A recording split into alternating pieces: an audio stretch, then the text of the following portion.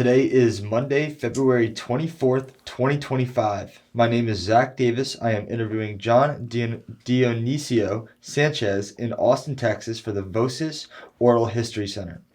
We are at the University of Texas at Austin campus. Thank you, Mr. Sanchez, for agreeing to this interview. Glad to be here. Thank you. Just a couple notes at the top. The raw, unedited recording of this interview will be archived at the Nettie Lee Benson Latin American Collection on the UT campus, where it will be available to anyone who wishes to access it. If there is anything you don't wish to talk about, we respect your wishes. Also, if there's something you want to discuss, please do make sure we discuss it. Sure. Please let us know if you need to pause the interview. Today, we are going to talk about your life experiences. Okay. All right. And especially your experiences as a helicopter pilot in the midst of the Vietnam War. As part of this, we will discuss your training, missions you went on, your personal experiences, and your reflection of the war as it stood after the war and now. And if you are ready, Mr. Sanchez, let's begin. I'm ready. With how it all started. Tell me about growing up. What were your influences?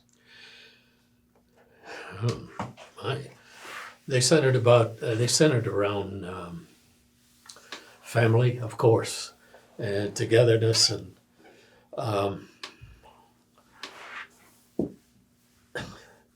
the language, the music, and the work, and because everything was centered around, working, and in those days. That primarily was the migrant field work that we were doing. We would pick apples, pickles, tomatoes, potatoes, apples, and being my family initially being from Texas. My father was born in a little hacienda in Mexico, in the state of Coahuila, but he came to San Antonio, met and courted my mother, and they were married here. In San Antonio, and then they started the migrant trail, working for jobs, a better life in Michigan, and so forth. Eventually, they stayed there, but the people that I came across as a young man were people of honor. They were doing the very best to feed their families, the very best to take care of the things that their family needs, whether it be needed health care and food and so forth. It was a real struggle, and we survived. And my father just did a number of things to keep our family together and fed. So what do I think about? I think about hard work and people giving their very best, but also keeping that camaraderie, which is family. Where did your family stay when you worked in the fields? Well, many times the grower, the farmer, whoever would provide buildings in which we could stay. Always the outhouses were outside. Always the water were from wells outside, and we had to crank that. And we'd get up very early, and there was a lot of dew on the ground. So I remember those days, and I just didn't want to get up that early. But we were there at either 6 or 7 in the morning, and the places that we stayed were certainly not the Hyatt. So we had to clean them out very well before we, bees' nests, hornets and stuff, and all of that had to be cleaned out. Yes, so they provided a dwelling Let's put it that way. And some of them were very conscientious, some were not. Was there any encouragement at home or at school to join the military? Well, not encouragement. I saw it visibly. My father was in World War II, and he served in the Philippines. He was one of those that once the island hopping that we were doing, we had to clear out and make airfields and so forth. He was one of those that came along with bulldozers and so forth and constructed the airports and runways and so forth, and leveled ground for buildings and so forth. So he did a lot of that, and he was exposed to hostile fire, obviously, at times. And so by his dedication and his service, it gave me a live person to emulate in my life. Also, I had an uncle that was in World War II as well. I had another uncle that was in Korea. And, I like to think that our family did our best to honor this country and be a part of it. Did your uncles inspire you to go to Vietnam in any kind of way? No one inspired me to go to Vietnam. We didn't really talk about it till it started coming on the television.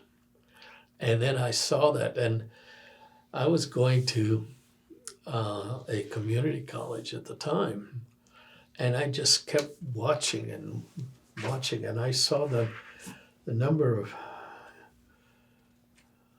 young men that had lost their lives that particular week, 300 and 400 and so forth every week, and no. And I was of the age that I wanted to participate, and I just felt an obligation there because my father was there, and there was already a precedent there within our family. So I looked at who would let me fly. But let me go back a little bit. I always wanted to fly. I wanted to do something that was not ever done in the family. I remember working the fields and picking potatoes or tomatoes and so forth. And this was around age 12. I'd be down here picking up whatever it was and doing whatever I had to do and put it in a sack or a bucket or whatever. And then all of a sudden I looked up, and then I would see a vapor trail of a military aircraft or a commercial aircraft, and I would ask myself at that time, how do I get from here down here, picking potatoes, picking tomatoes, picking pickles up there? How do I get from here to here? And at that time, that's when I made the decision that I wanted to fly. Boy, and that stuck with me. And I knew that I had to stay in school. I had to do the things that I needed to do to fulfill my dream. And that was not something that anyone in the family had ever done. My father went to the, I think, 6th grade. My mother, the 5th grade. Uncles at that level or less. That wasn't on something that we talked at the kitchen table. But I happened to be doing that, and at college, and obtaining different experiences and talking to people who were educated and so forth. And or so-called educated. They had their own visions and opinions of the war and so forth. Anyway, I felt the need that I had to be a part of that struggle. And I looked at ways. I went to the Navy, I went to the Marine Corps, and then I went to the Army. Okay, who's going to let me fly? Marine Corps says, I can't guarantee you flight school. No, you want to go in aviation, you can sign up and we'll put you in aviation. You may be pumping gas in a wing or something, but no. I said, no, I don't want to do that. I want to fly. Navy, you had to have a degree. Well, at that particular time, I did not have a degree. Army says, yes, we have a rotary wing aviator course, and we could see if you qualify. My goodness. Learn to fly. And I said, okay, I'm going to try it. And so, but I said, I want to be guaranteed a spot at flight school. The rest is on my own. If I flunk out or if I just can't fly or whatever, I'd be doing something else. And so I went through a number of physicals, eyes, whatever, hearing, and I qualified. I took their testing things and I qualified, and I got a date for October 1966 to start flight school at Fort Walters, Texas, United States Army Primary Helicopter School. One of the very few, if only, Hispanics in my class. Certainly, that I remember and so forth. I saw people that, my gosh, these are the all-American guys, blonde, blue-eyed, and some of them even in their rooms they had a guitar, but not, excuse me, they weren't allowed guitars in the room. They had access to a guitar, and after the day, we'd have about a 45-minute or an hour. He'd be playing guitar, and I said, man, what an all-American guy, and this, and how am I ever going to live up to expectations? I see this guy, and he's awesome and good looking too, and a lot of guys like that.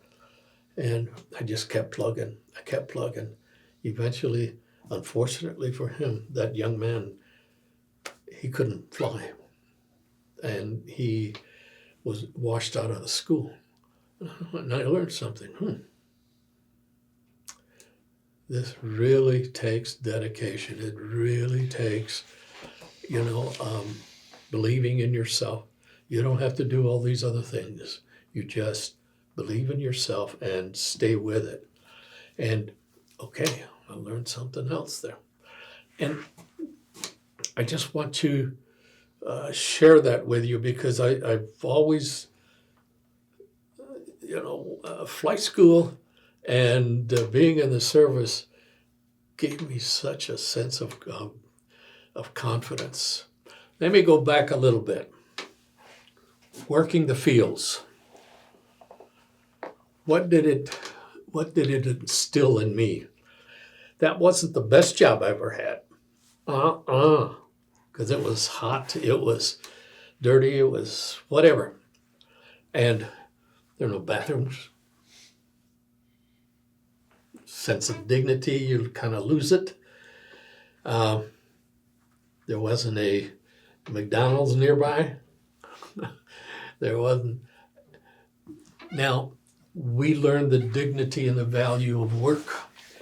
So when we got to the field, we made sure that we got there.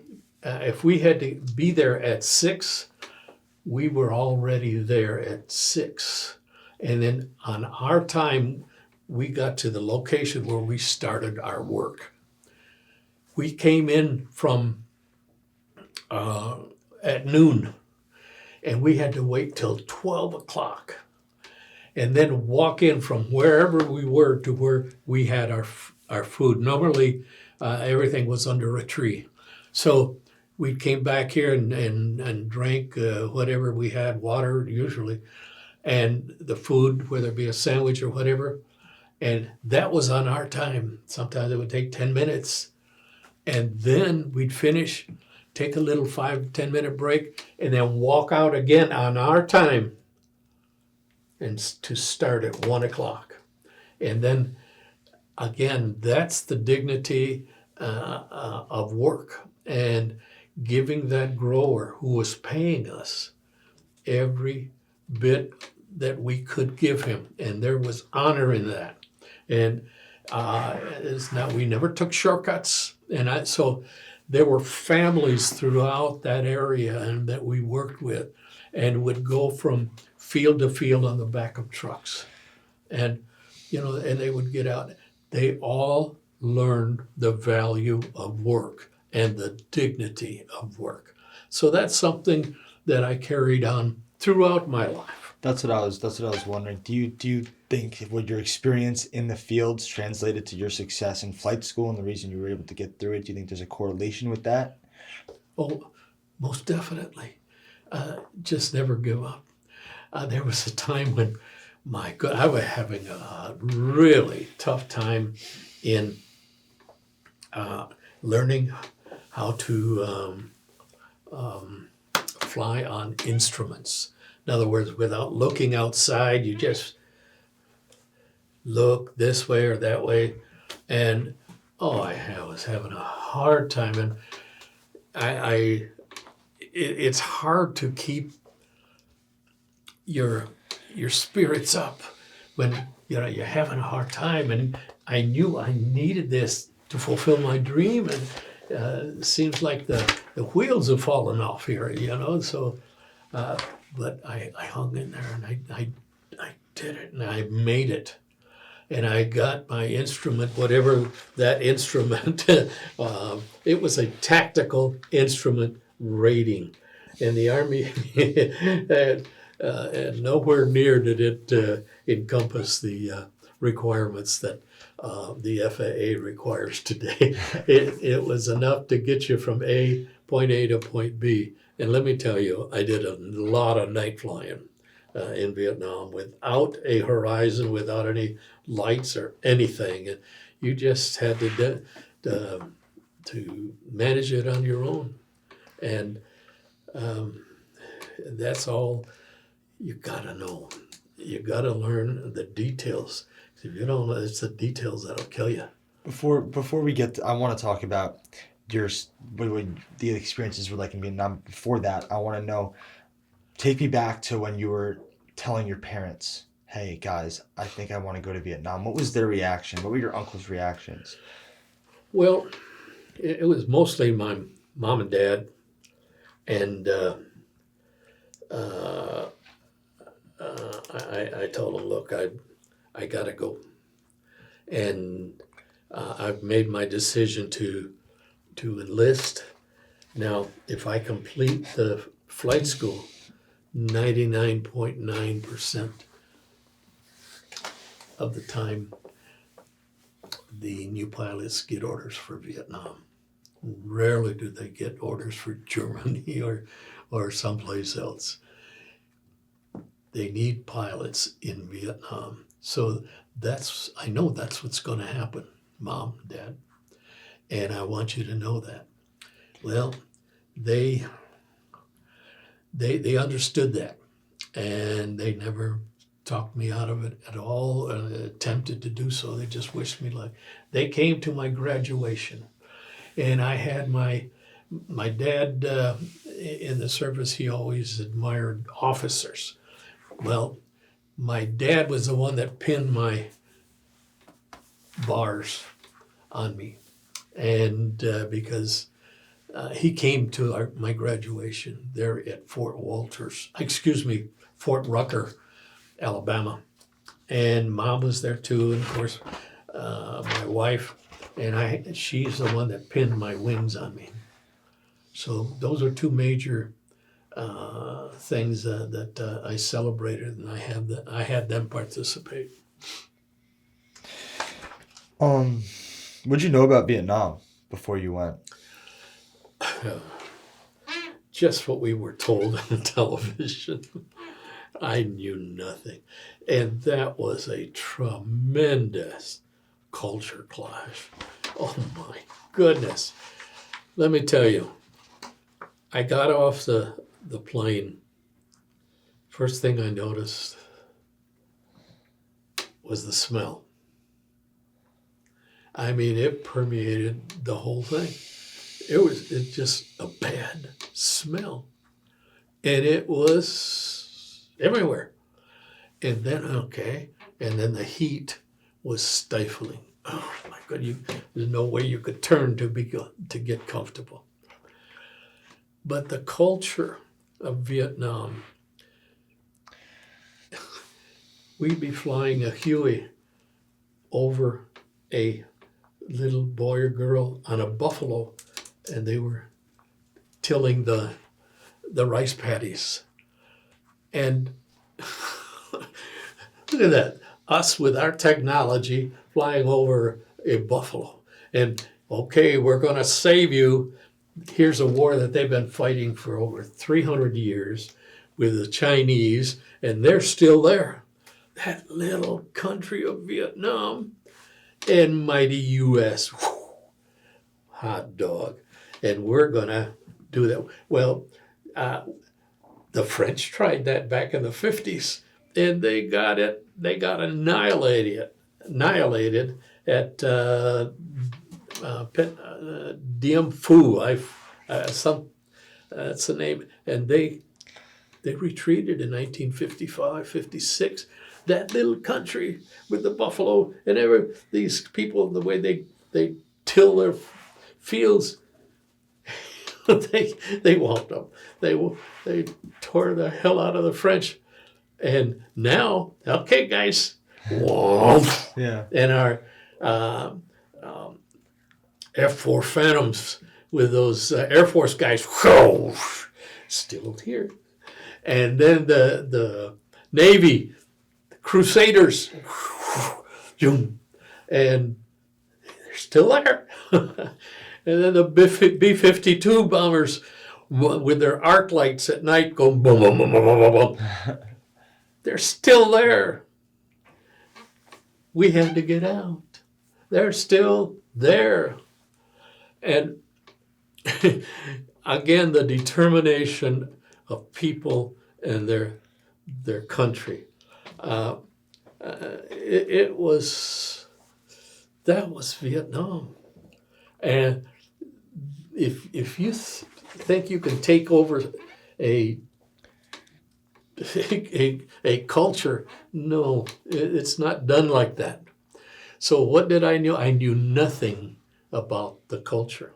Very few of us did that went there. All I knew is, we go to movies, go to concerts, go to McDonald's, Burger King, go dinner someplace else. Not there. Before I ask the next question, I know the chairs are a little uncomfortable, but I think it's picking up on the sound. So let's try to. I'm sorry. No, it's all right. It's all right. This is, how difficult was it for you to learn the technical aspects of flying? Can you explain to me what you were learning? What was more difficult? What came easier to you? How did you know this was what you were meant to do? Well, flying is what you see. It's like a duck, paddling underneath, but all you see is just smooth on top. That's what people see. Okay, underneath, I had to learn about weather, the fronts, occluded fronts, this and that. Winds, wind shear, and cloud formations, and hammerhead clouds with storms in them. Which ones you don't want to fly into, and if you can, just fly around or whatever. So weather was always paramount in what we learned, and that was ground school. We had to learn the dynamics of a flight. You know, what makes an airfoil work? You know, what keeps it in the air? Well, you stick out your hand in a car, you go up like this, it goes up, you go down, it goes down. Well, that's what an airfoil does, but we have to create lift. And how do you get that? Well, you got all kinds of power. You got an engine. You have a jet engine back there, like homing engine. And man, oh man, okay, I don't know one damn thing about that. I want to be a pilot. That's it. Okay, I got to learn about that. What kind of oil goes in there? How often? And how often is it got to be checked? And how hot? Well, there's gauges, all over the front of you. And what do they mean? I don't know. And then you just, the dynamics of flight, and then you had to go to the mechanics. How does this thing work? How are you propelled in staying up there? What the short shaft sends you get the power from the engine, like homing engine, and then the short shaft transitions it to power to the blades. Boy, how does that happen? Well, you got all this, and believe it or not, there's this one nut. It's a nut. It's called the Jesus nut. If that falls off, say hello to Jesus, because that's why it's called the Jesus nut, and you don't want to lose that nut. Had to learn about electrical systems. I'm not an electrician. I just want to fly, man. No. Okay, you got these bus things. You got this stuff. You got. Okay, and how does all that work? Well, and you had to pass the course, man. There ain't no dilly-dallying around. You had to, and you had to know your shit, because the details will kill you. And okay, and when you have an emergency procedure, you had to know all the things that could go wrong. Not only how it works. How does this thing? What if something goes wrong? A helicopter has thousands of moving parts. And every one of those moving parts is waiting to screw you up, and not work. And then, okay, boom, I just lost something. Okay, you have to do an emergency procedure. The one thing you learn or you realize when something goes wrong and you have an emergency is what you do not know about that emergency procedure, because what the hell's, and then you try to recover so that you can come out alive. As pilots, we had to study every emergency procedure. So, again, I'm 21. What were you doing at 21? Well, I don't know. I wasn't doing that. Okay. My goodness, I had to learn all that stuff. Yeah. Oh, this afternoon, you got to learn how to fly. I got all that stuff in my mind, the electrical stuff. Now I got to fly. Well, here you are, you got all that stuff running through, and what if I can't fly, man? Well, I was fortunate. I could fly. I could fly, and I learned all that other stuff, and man, I was good. I was good, and compared to other, I was as good as, because we all worked hard, and and I was honored to fly with them.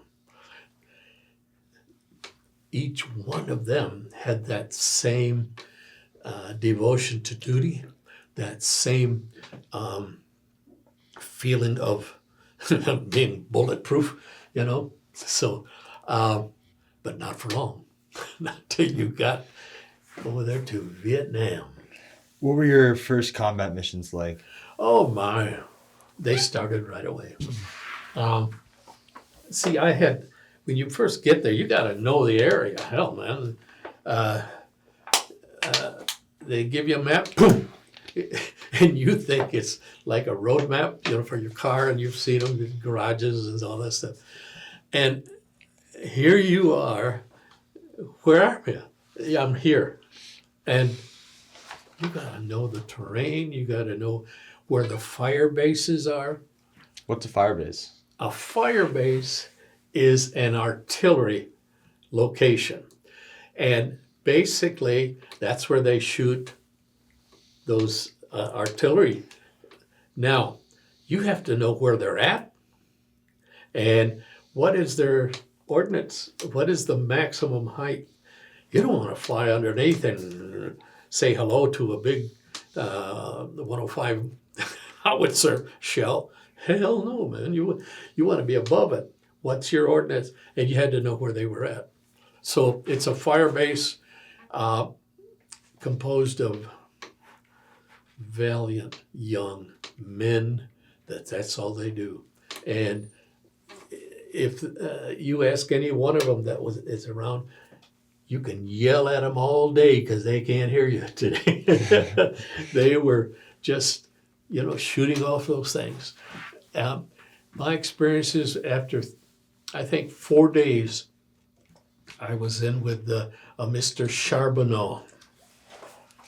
And he took me and we were going into a combat assault. In other words, insertion, picking up troops at one location and taking them to another location where we need to either clear it out or we've seen activity there of hostile nature. So we're going to take our guys and put them in there in harm's way.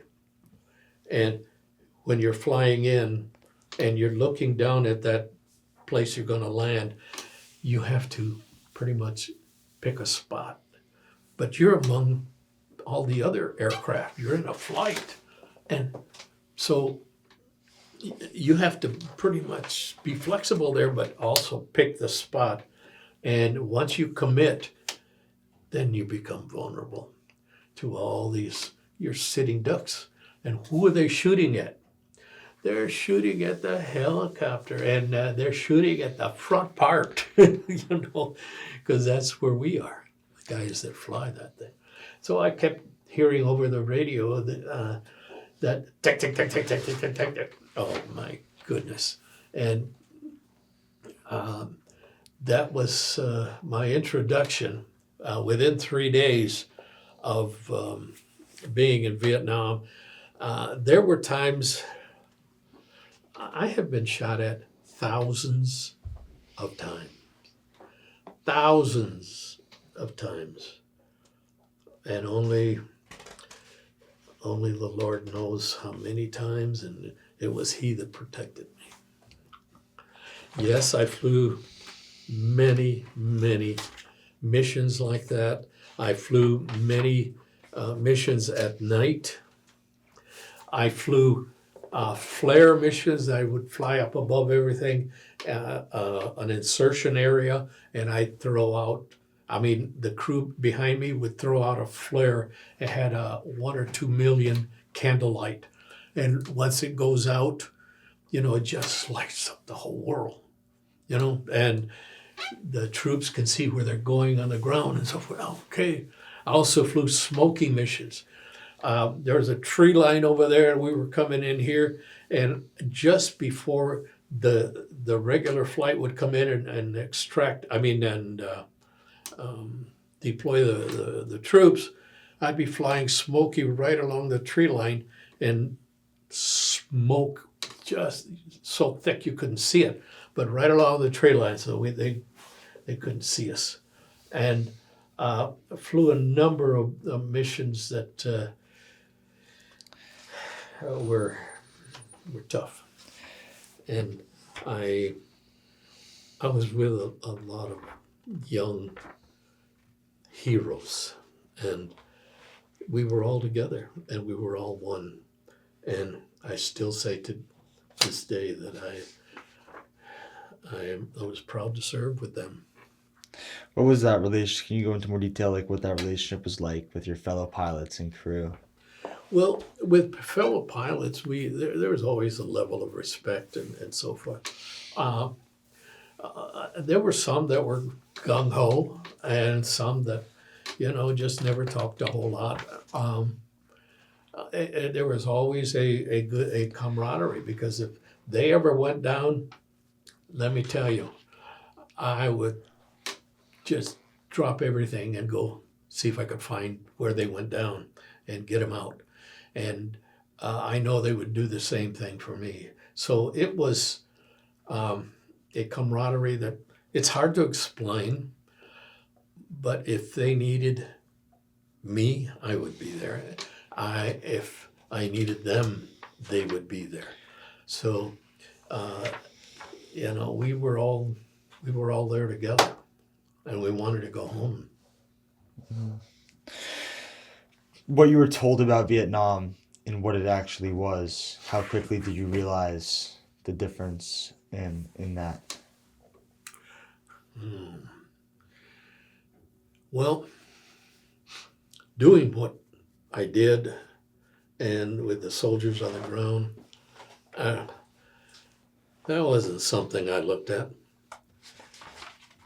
Why? Because if you were a young soldier, I was looking for you. I was taking care of you. There wasn't a political agenda or whatever, and I wasn't seeking one. I was a soldier. I was just doing my job, protecting those that were doing their job. And so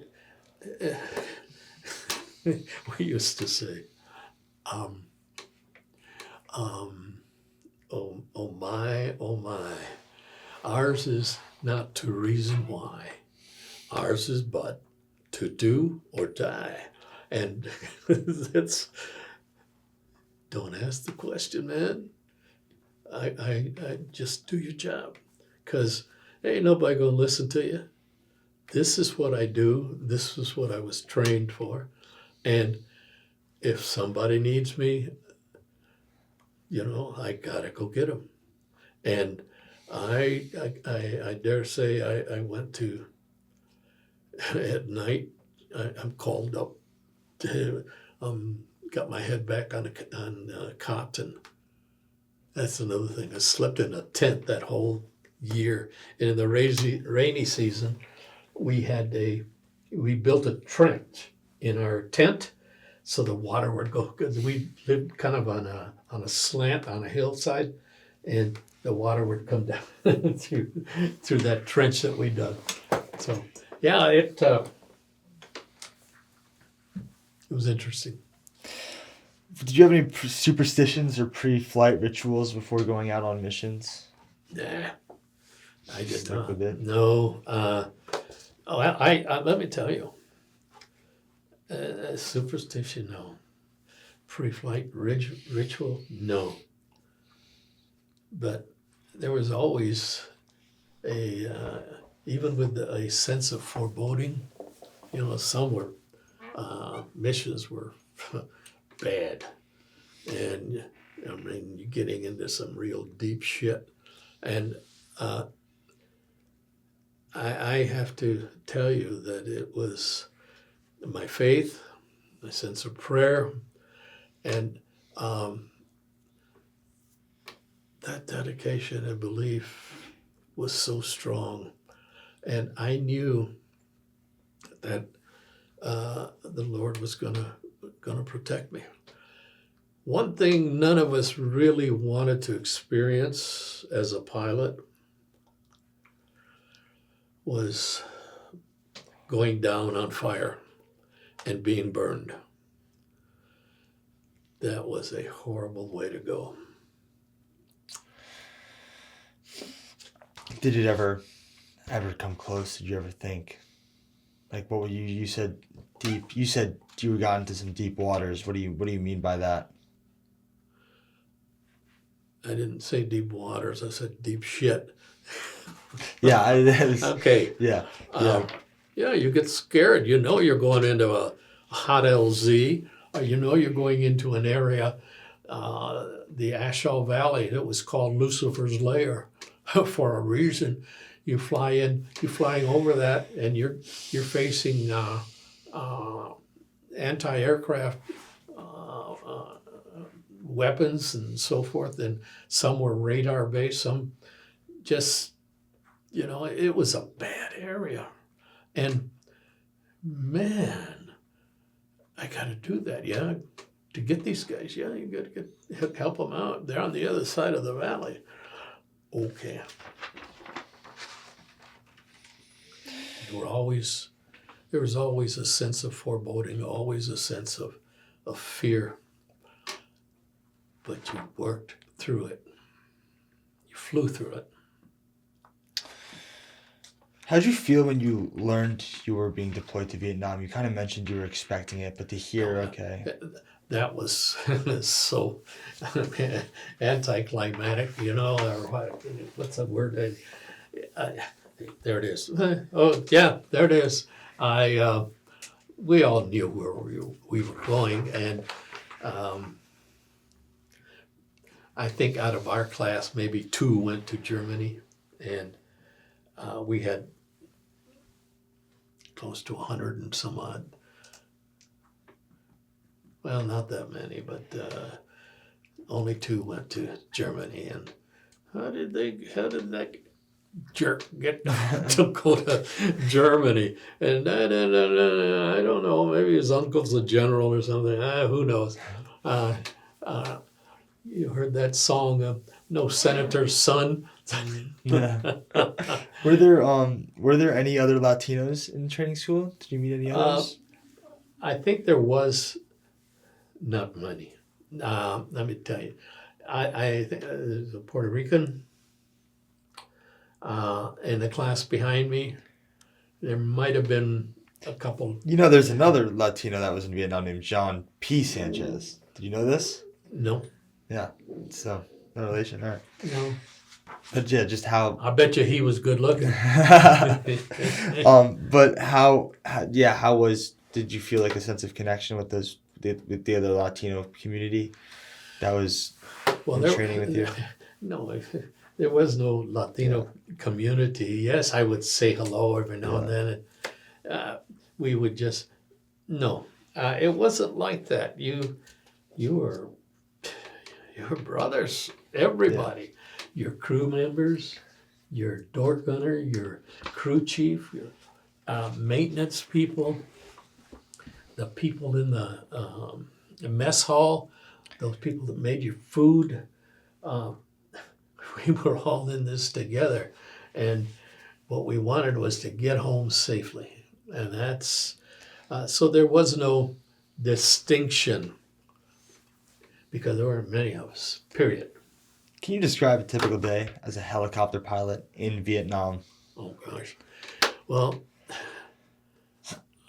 rarely is there a typical day because the missions varied and locations varied. We were extremely flexible on where we would go. And there were days when we all waited and we all flew together as a unit, as a company. And all of our aircraft went into one area to insert, to extract. And we did that all day because we were tied into the in this case, say the 25th Infantry. And that day they were conducting some maneuvers at this area in the Iron Triangle, let's say. Well, we were with them all day, and we extracted wounded, we inserted new people, da da da da da, and all the time there was bullets being exchanged back and forth, and there was a big firefights going throughout. There were times when I was assigned for 30 days with the 5th Special Forces out of Benoit. Those guys were nuts. They were the Green Berets. Badass. Bad dudes. And so I was assigned to them for 30 days. And these guys, once they went in, 6 of them, to recon a base camp of over 300 bad guys, enemy. And sure enough, they were told, hey, don't engage, other than, getting out of there. Well, hell, they engaged. 6 guys against 300. What in the heck is going on? What you guys doing? Anyway, after a while, they called for extraction. Hell, and I was there. Yeah. And I had to go get them. And, you get all shot at and this and that. And then I asked one guy, hey, man, why'd you wait till you were surrounded to call me? And he said, didn't need you then. So was it, did you ever feel like you were not going to be able to make it out? Was there any emergency situations mid-flight that you can explain? Well, you were always ready. And if something happened, I one of the mechanical issues, I had a short shaft failure. So my engine was still running, but I wasn't getting any power to my rotor blades. So I was coming down. And of course, I knew what the emergency procedure was. It was an auto rotation and so forth. And I just, I got down and I called a lot of people. And by the time I hit the ground, I had guys flying overhead. So, yeah. What was like the fly medevac missions? Oh, man. Those hurt. And I want to tell you something about a regret. Okay, could you remind me of that in a bit? Medevac. We had in Vietnam, and they were very well known. Dust off, helicopters, a unit. And they were out of a specific area, and they were very well known all over the place for, going into areas and taking out wounded. But they can't be everywhere. No way could they be here or there at one time. So my number one mission was to take care of you. And I would, if you needed me, if you were hurt, I went. You didn't have to, you couldn't wait for a dust off or medevac mission or da-da-da-da. I was there, I'll get you, and if I could, I'll get you, and I'll take you to the nearest MASH unit or whatever.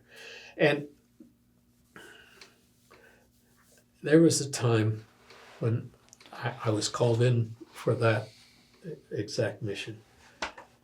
And I went in and immediately they brought out bodies of 2 young men, and one young man was sitting, and he was wounded, gravely wounded. He was sitting on the, on the 2 men that were laying there on the floor of the aircraft. I looked back, blonde hair, in the wind, and on his, on the finger of his left, I saw a wedding ring. God, he was young, he was good looking, but he was dead. And that hurt me. That hurt me. I just looked around. Then the guy behind me, he went like that tapped me on the shoulder. He said, "Look," and he stuck out his leg. It was gone from here down, but the bone was sticking out. He was so hyped up on morphine that he said, "Look at my leg," and he started laughing. And oh my goodness, the horrors that we encompassed and that we saw and the young men received in Vietnam, and all we could do was take care of them as best we could. I would call ahead to that med unit, medical unit, and say, "We have a young man in dire need of," and they were, when I got there, they were all there. And to take him off the aircraft, start working on him immediately. That's one of the things that we did provide in the Vietnam War, a new way to handle wounded, take care of them, get to a medical facility right away.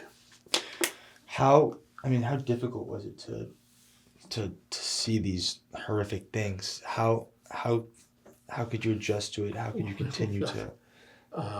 You're not trained for that. 22, 23-year-old kid, and it just hurts to see that and to see the dead and the dying, and we were all there again. Then after you get some experience in what the hell is going on, and we were not always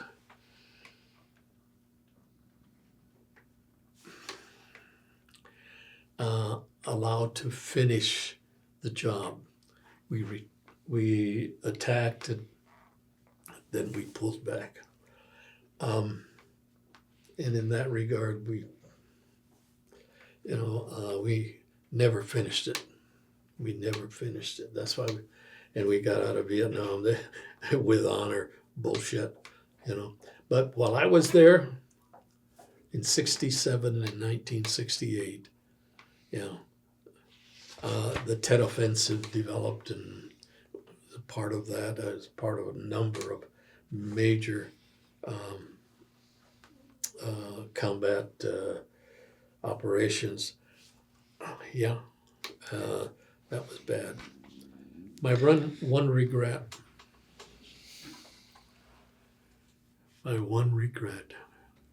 and I didn't find out about this until after I got back.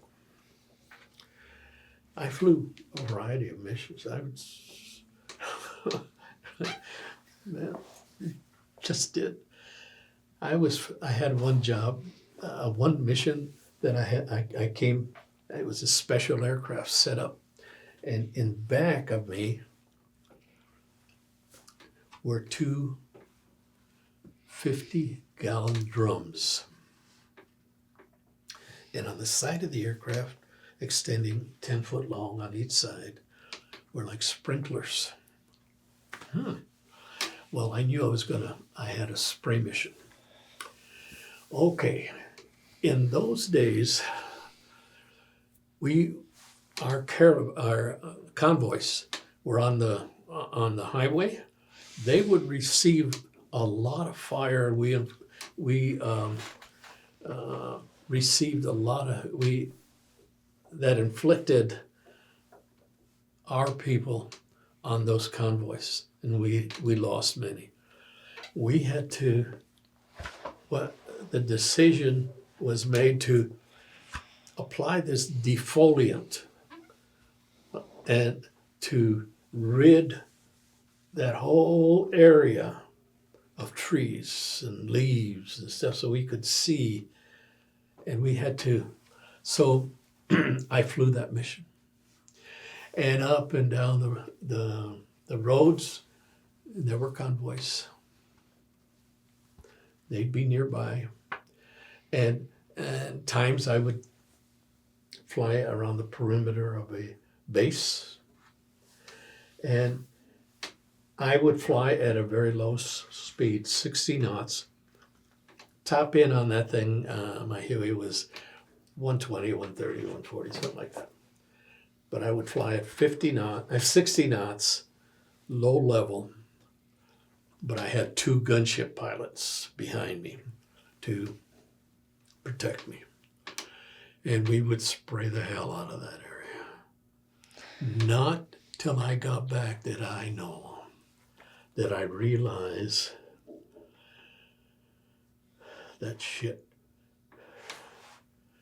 was Agent Orange. And it caused so much grief, so much illness, so much death to our troops. I did not know that.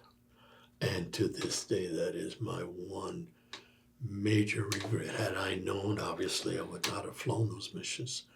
But somebody made us think that that's what we needed to do. And I did it. Again, I'm a soldier. And I did what I was trained to do. And that haunts me from time to time. And whenever I'm asked to give a talk or whatever, I talk about that and I apologize to them in my own way. It's difficult. That's tough. How did you realize that you were that's what you were doing? Like, how did you connect the dots together that you were? Well, when I got back stateside, it took a few years, and then they said, this has been associated with that defoliant. And boom, the light bulb went on, and I said, oh, shoot. And then they showed how they were being sprayed areas with helicopters and with fixed-wing aircraft as well. But I had that mission. Do you remember anyone's names? Like, you mentioned the Green Berets, but do you remember anyone specific? No, other than they were badasses. Yeah. Yes, Donnie Anderson. He was 21, 22. I woke him up for his last mission. I was an early riser. And we were going out on a combat assault. And I woke him up, and he really didn't want to get up that morning. I said, hey, come on, man, we got to go. Let's go get the bad guys. And later on, in one of those assaults, he took a bullet through the neck, and it killed him. And from the plane? Excuse me? From the helicopter? Bullet went through the helicopter? It went through, went through the window and got him right in the neck. And then there was Robert W. Watts.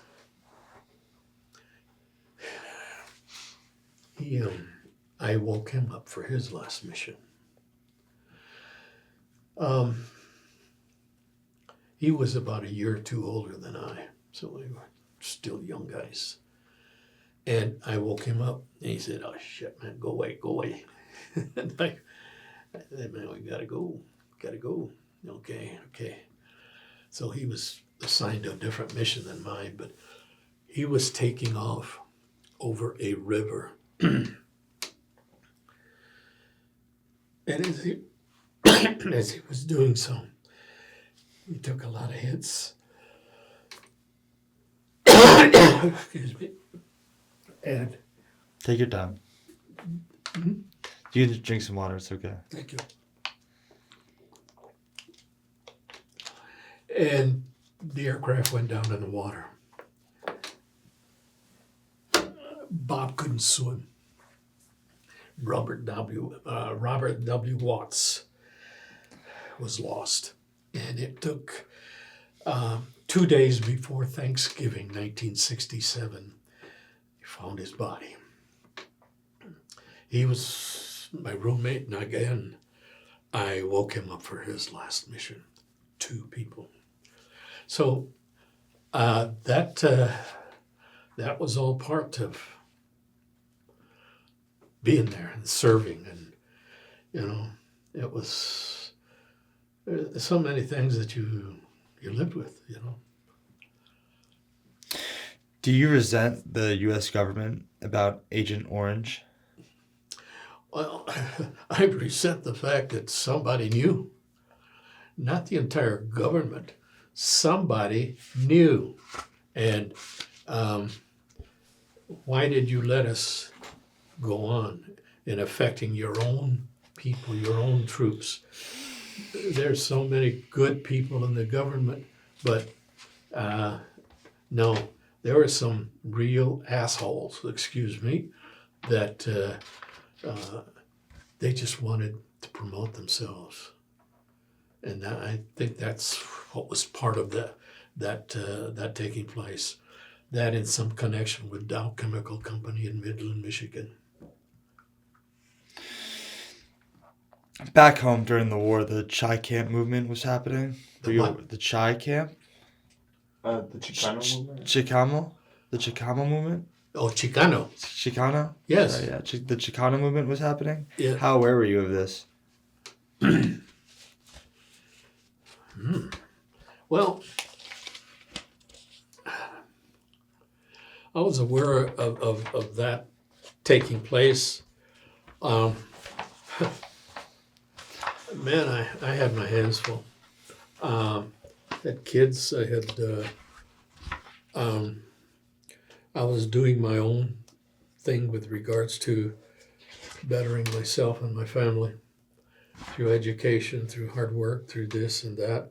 And I know there are a lot of things that needed to be done to promote and uplift people of brown color. I was never really a big part of that. And I just, now my sisters they were younger than I, and my brother he was younger than I, but I didn't participate in that much. Later on in life, I was appointed by the governor for the Civil Rights Commission in the state of Michigan. So I participated in that way, but the Chicano movement that you're talking about is in the 60s and early 70s and so forth. I was in this, hey man, I was busy doing something else. Later in life, you went to the Vietnam Wall in D.C. I did. Why was that so important to you? Well, like anyone, I just wanted to see what a memorial to the young people that lost their lives. The impact on that, because that many young people, 58, almost 59,000, no. We have to honor them. We have to respect their sacrifice, their family's sacrifice. Now, I had to go there, and I will go again. I had put an application in for an honor flight. We'll see where that goes. They might wait when I'm can barely move. I hope they take me so I can go back. Did you ever form friendships with Vietnamese civilians or South Vietnamese soldiers? No, I never. I never had the opportunity. Were there any moments of humor or lightheartedness amidst the chaos? Oh. Well, yeah, I don't know if this came up earlier, but going into an LZ, and the gunships were behind me, and like I say, these guys are mad dogs, and they had a different attitude. Anyway, I was going in, and then it turned hot. It turned, oh man. And all I could hear was, da, da, da, da, da. And then I pulled the trigger on my radio. Said, "Go get them, gunnies! Go get them! I'm taking fire left and right." And there's silence for a second. What you got to trade? So I said, "Okay, a case of beer, each." Yeah, each. So there was humor sometimes, and then as soon as I said that, the world exploded. I mean, rockets, miniguns. Minigun was a machine gun that spit out over 2,000 rounds a minute. And all you could hear was whoa, and there was a cutoff every 3 or 4 seconds. Why? Because it would melt the barrels. So that was, and you could hear that whoa, and everything just popping up. So yeah. Did you ever have to make decisions that put your life in danger? Every day. Yeah. Every day, and not just mine, those in the back. And whether you're going into weather, whether you're, that was an everyday decision. And should I go to the left? Should I go to the right? Da, da, da, da, da, da. How'd you coordinate with ground troops during combat? Always. We had, and on the ground they had what's called a prick 45 or something. I forget the number, but there was a radio person on the ground, and usually next to the commanding officer on the ground, and we'd be in contact. I'm coming in to pick up your wounded, or I'm coming in to bring you some ammunition and water. Da da da. Where's the bad guys?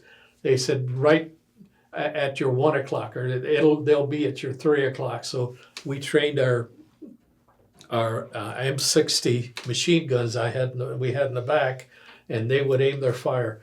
And I don't want to hit you. He said, well, keep low, keep blasting them. And so being aware of where they were and communicating and what they had to give me and what I had to give them, always just a priority. And because they're the guys that we were for. I mean, we were there to take care of them. How important was prayer and faith to the handling of the stress of the war? I've mentioned that before. Yeah. You maintained your sanity. And your belief in a higher power than you and whatever you had, and also the peace that it brought you at times, and the encouragement that there will be a better time, and the joy that it brings to you, to me. That's prayer and the faith. That was paramount, and I can't tell you how important it has been in my life ever since, and throughout. It's Lord's been good to me. He's been good to me. You mentioned the assholes in the government. Do you know who they were? Who they could have? The people you didn't realize you were shooting your own people. Do you know who gave you those tasks to do? For which ones? The Agent Orange or Agent Orange, yeah. No. No idea. No. All I did was I got the mission, and the aircraft was waiting for me. Just doubling back, what did you think about the Chicano movement?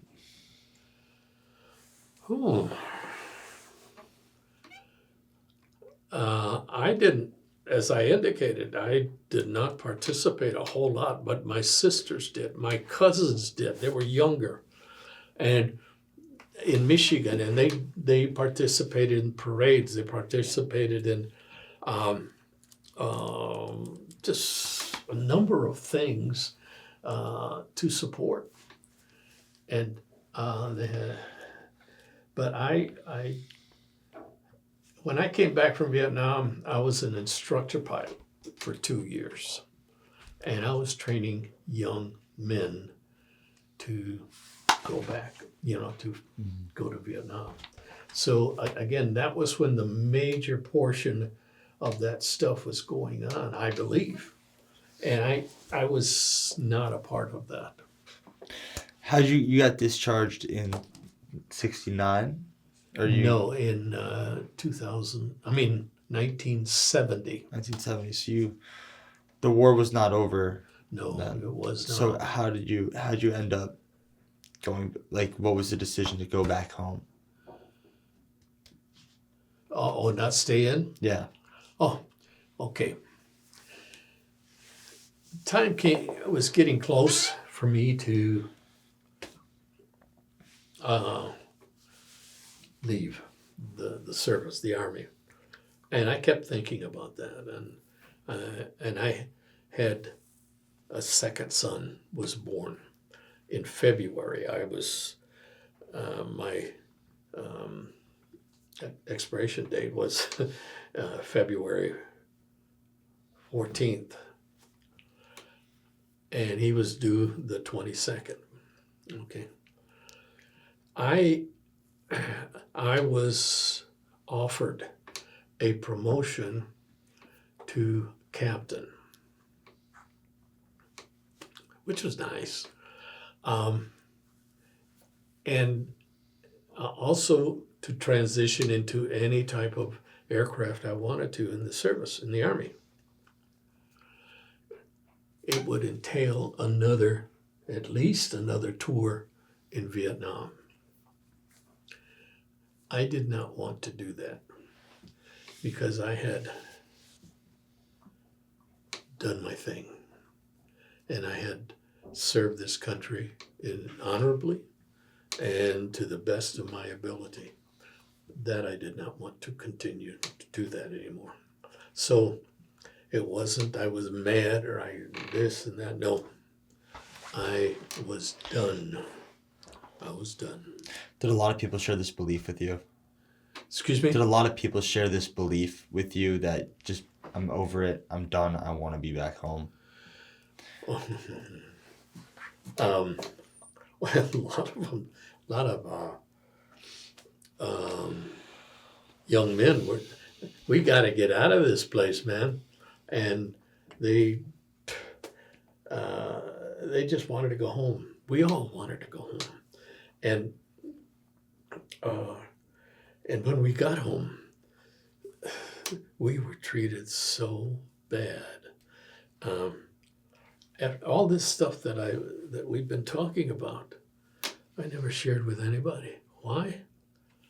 It was almost like I was blackballed or whatever, and I never used that in interviews. That I was a pilot. I said I was in the service for a few years and da-da-da. But it's because there was such animosity towards the troops that came home. And we never got a parade, man. Never got a parade. And it's not that was what I was coming home for. No. I see parades given for whatever today, whether they be whatever. And we who came home with the loss of limbs, we were not the same mentally, and never would be the same. We received nothing. And it took the VA and the government a long time to recognize the valor and the dedication that the young men and women from Vietnam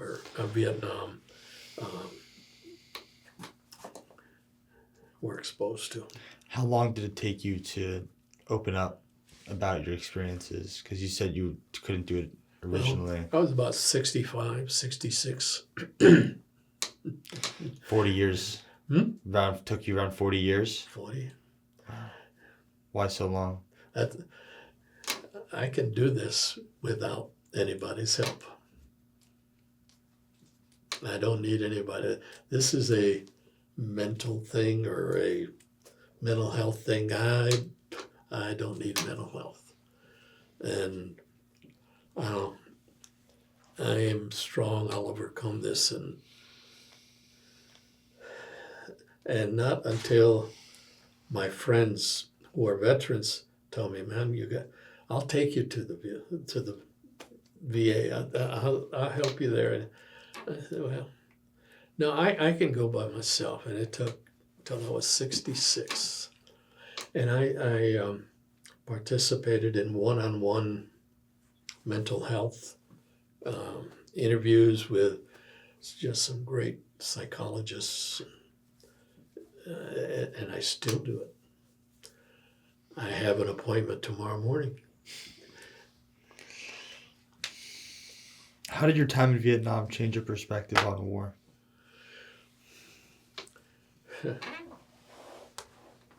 War is such a waste of human life. And what is gained from it? Very little.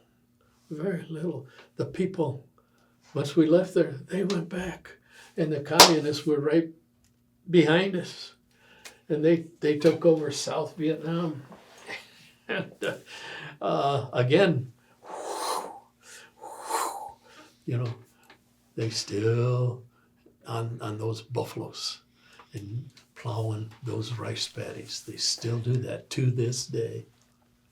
So what did we gain? What did we gain in Afghanistan? What did we gain, in Iraq? That's a question that you ask yourself. And I've already been there. And I've done that. And I've already asked those questions. So it's up to you to continue asking those questions and just doing something about it. War is not an answer to anything. It just, no, it doesn't. It just provides so much death and destruction, because that's what war is about. You're trying to kill that other person, and that person's trying to kill you. That's it. And for what? Well, I don't know. I don't know. So, John Jr. was born while you were in Vietnam. Yes. How did you find out? And did it change anything for you about the war? Did it make you want to go home?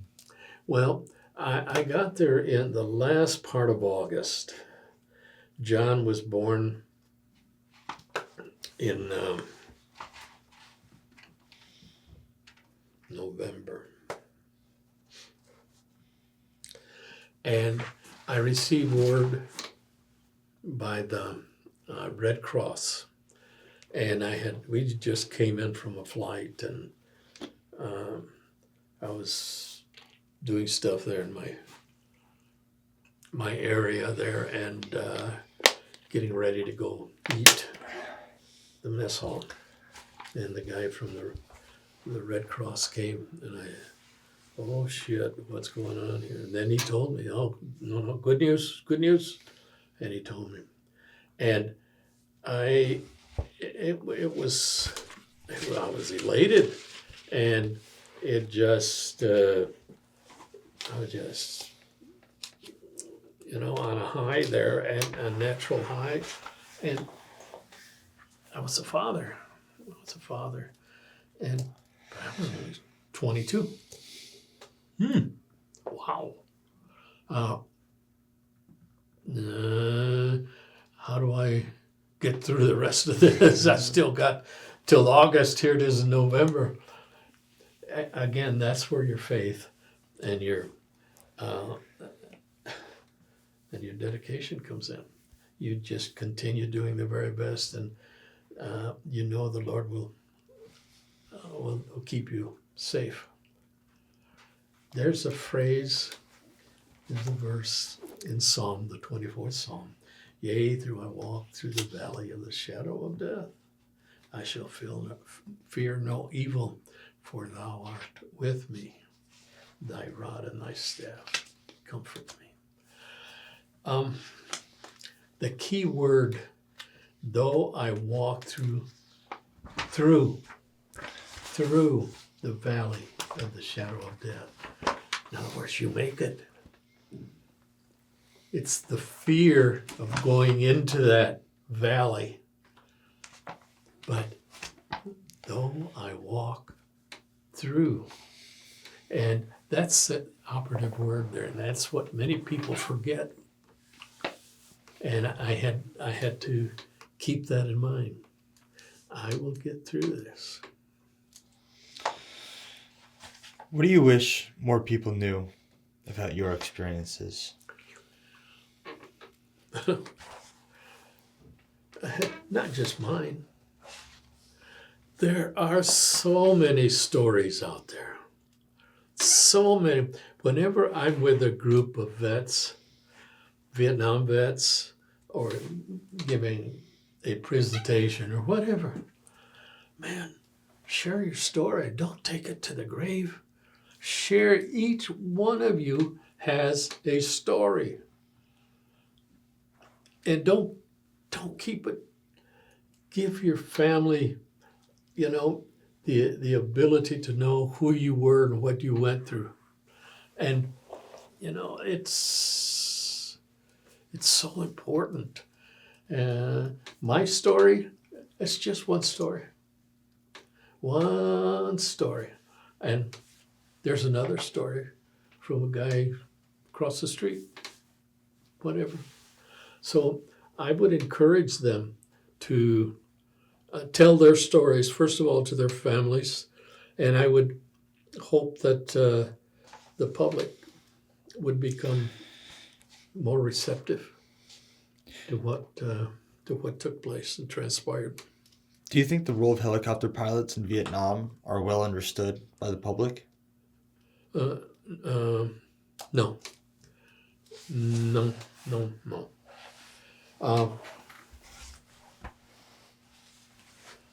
All they see is aircraft coming in and taking off. They don't know. They don't see what went into preparation for all of that. And then once you take off, now what? Well, you got to take this person over here. You got to. What's wrong with the aircraft? You got to fill it out and write it, and then all that stuff. But that wasn't a part of the glory. And every day you just wondered, am I going to get one? I took a hit under the seat, boom, and I felt it. And when I got back, they took it out and gave it to me. It would have caused me a lot of, just it would have ruined my day. Do you keep in touch with anyone that you served with? No. I've never been to a reunion. Not anyone that I served with. I'm in touch with many, many vets, Vietnam vets. I participate a lot through the VA and at this function, that function. But those people that I served with, no, I never have.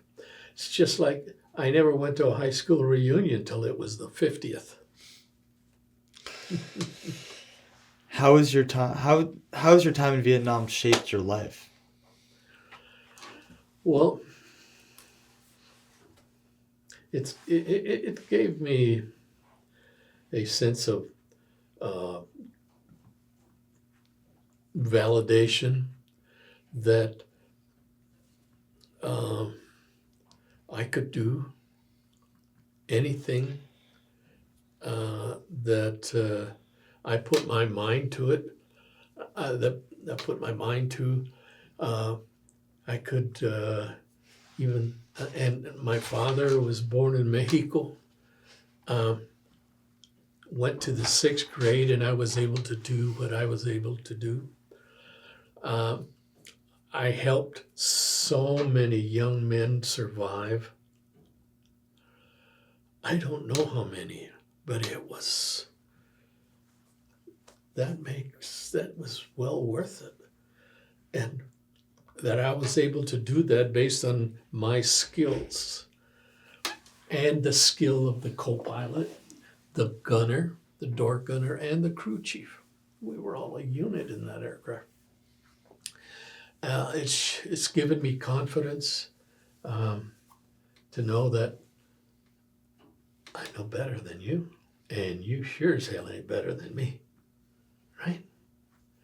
And I can talk to you on a level ground, and we can be friends or not be friends. Don't give a shit, you know, because I've done my thing. In this country, first of all, it didn't owe me anything.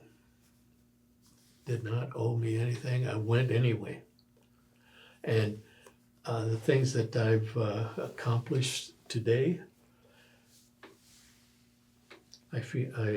I'm grateful for, and only because we live in the magic kingdom.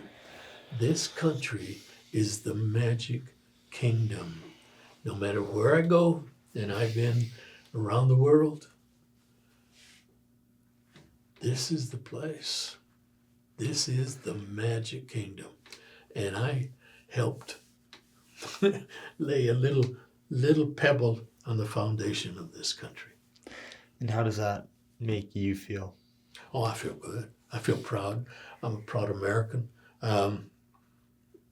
Yeah, hey man, I am. And I tell my kids, don't ever let anybody give you any shit about anything, because I already paid that price. Have you ever been back to Vietnam? Hell no. You never would. You never would go back.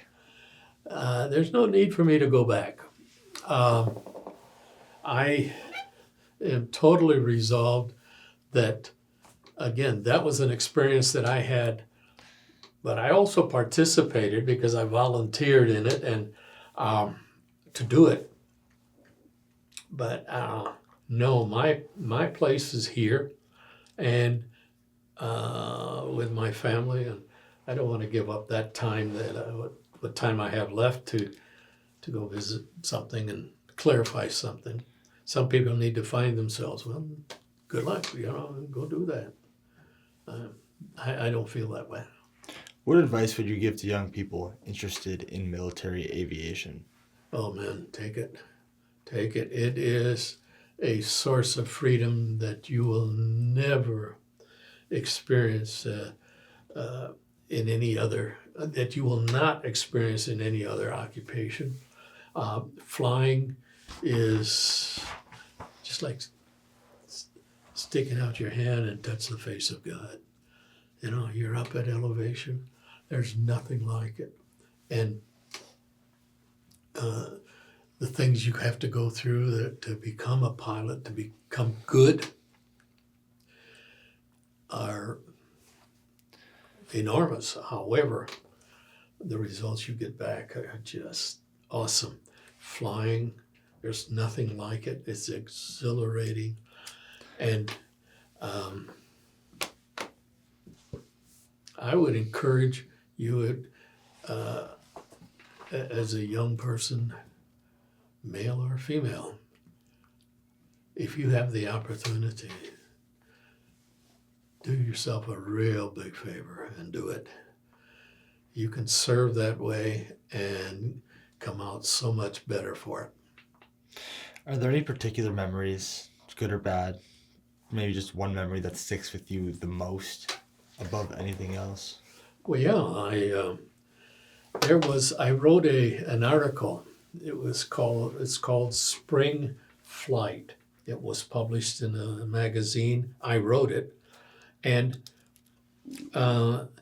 it talks about this one mission that I was given. It was called a Mac flight, and Mac flights are known for their ability to be badass flights, and they are known to be gravely bad news in terms of what you're going to encounter and also your survivability from those flights.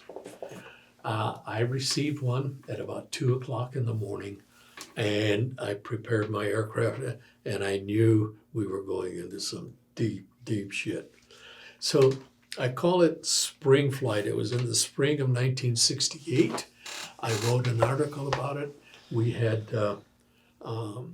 special forces on top of a mountain in Laos, not Vietnam, Laos. We weren't supposed to be in Laos.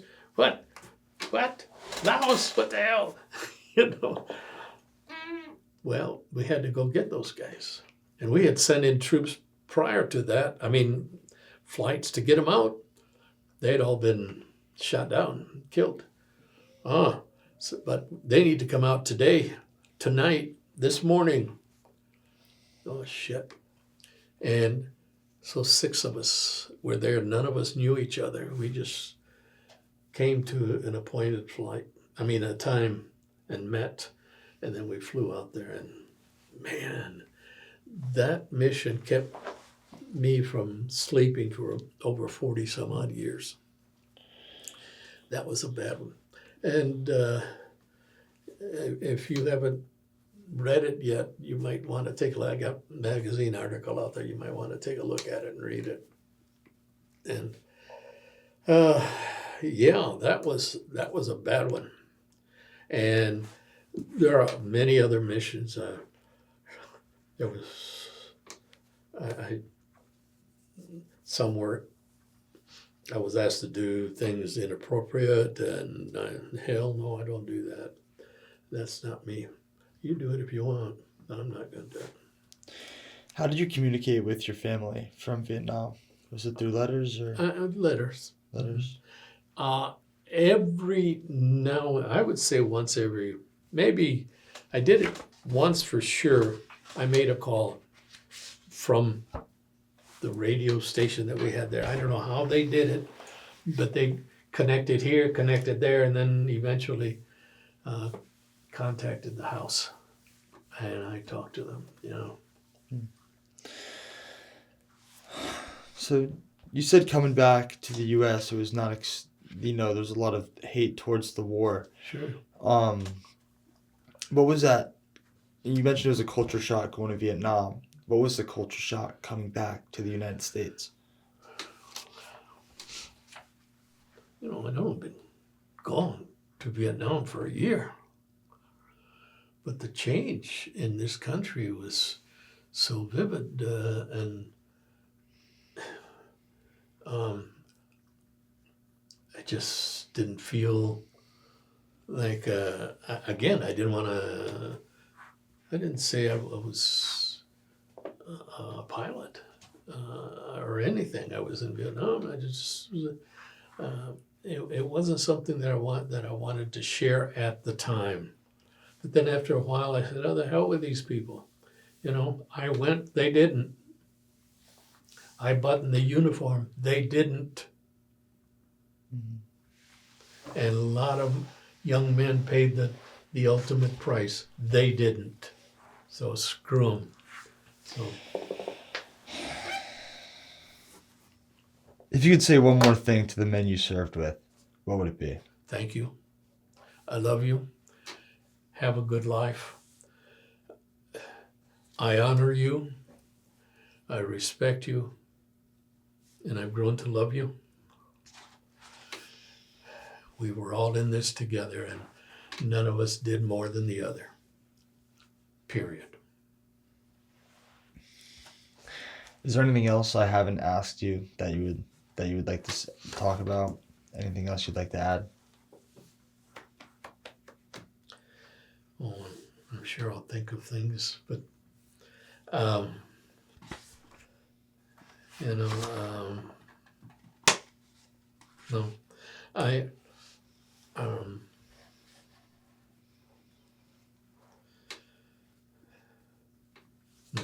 uh, there were the Ashall Valley. I was there for that. It was called Lucifer's Lair. Also, Quezon. I was there for the siege of Quezon by the NVA towards the Marines. I flew in and out of that the whole thing. My lone aircraft to resupply Marines. I was Army and I did that. The Battle of Way was hand to hand. It was door to door, where our troops, Marines, went in '68, in the spring of '68. I was in on that too. And again, hey, there was a lot of stuff going on, and young men were lost. Well, I really appreciate you, Mr. Sanchez, for sharing your experiences with us today. Well, thank you, and I appreciate you giving light to experiences of old men. I'll be 80 next month, and I am so grateful I made it this far. It's your turn, young man. It's your life, and it's your country. You do it. You do what you need to do to make it better. I did what I thought was right, but you learn on the experiences that I've explained to you and I've talked to you about. Now you take it to another level. God bless you. God Take bless care, you. and thank you. Appreciate being here. Thank you, Mr. Sanchez. Would you mind signing this for me? I'm glad to.